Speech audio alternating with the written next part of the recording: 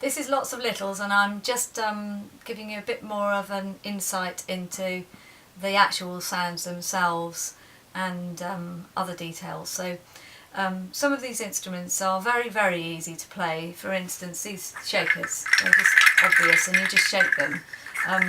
So, you know, with instruments like that, it's not absolutely a set thing that these are better for younger children, these ones that are easier to play, because in fact I've worked with very young children, ones as young as 1.5, who can do very, very detailed coordination on instruments. So it's really targeting the children who, you know, maybe are not as coordinated, or maybe like things to have things a bit easier to start with.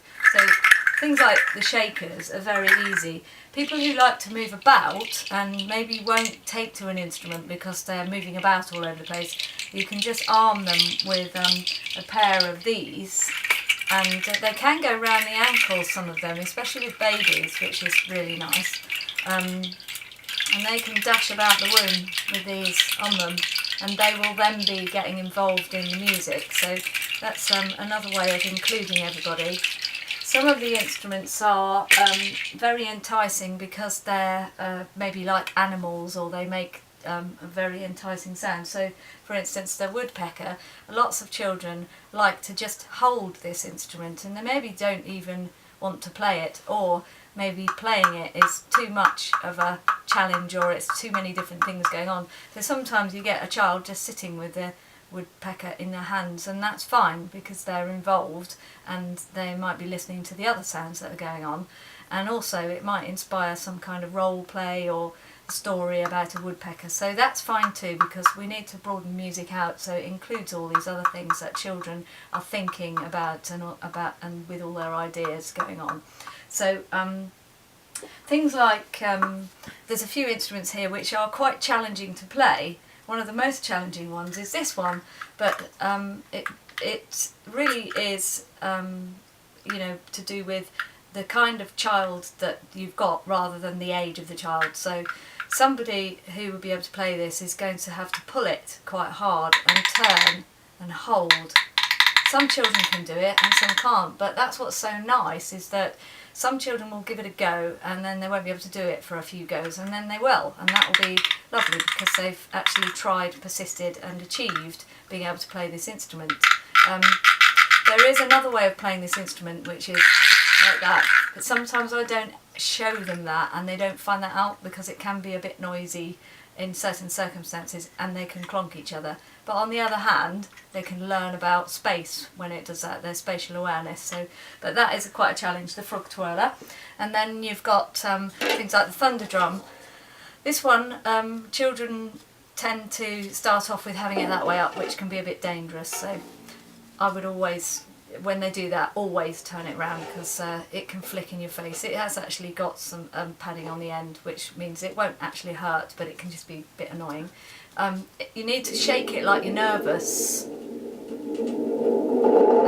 This instrument's really good for a child who really doesn't like to work in groups but wants to go off on their own, because you can play about with it for quite some time. You can get all sorts of different sounds, and you can hear very well things inside. You can hear not just a sound, but you can hear the sound of your own voice. So if you get two of them and show to the child that you can walk around the room with these on you,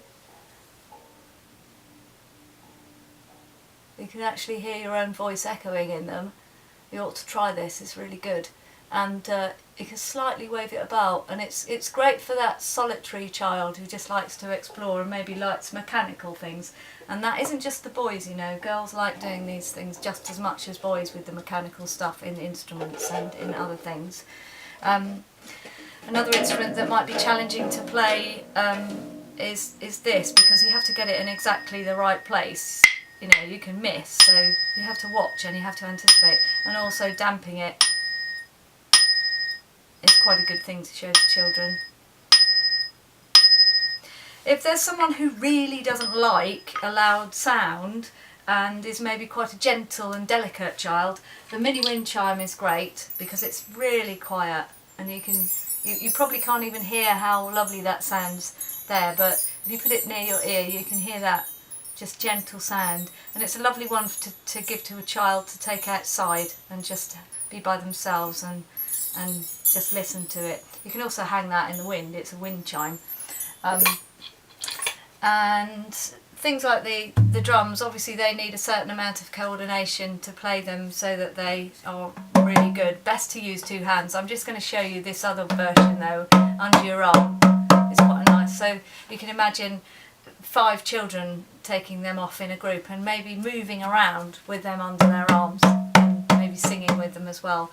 So this is just some of the possibilities that you've got with these instruments. Is that they have a wide range of, they cover a wide range of ages and abilities. You can use these instruments, some of them with babies, right up to 90, you know, they're for adults as well, and they just give all these different sounds and all these different ways of playing, and will inspire children to start talking and singing, and all sorts of ideas will emerge, and that's the kind of thing that you want to support with these musical instruments and very young children. So have some more fun with lots of littles.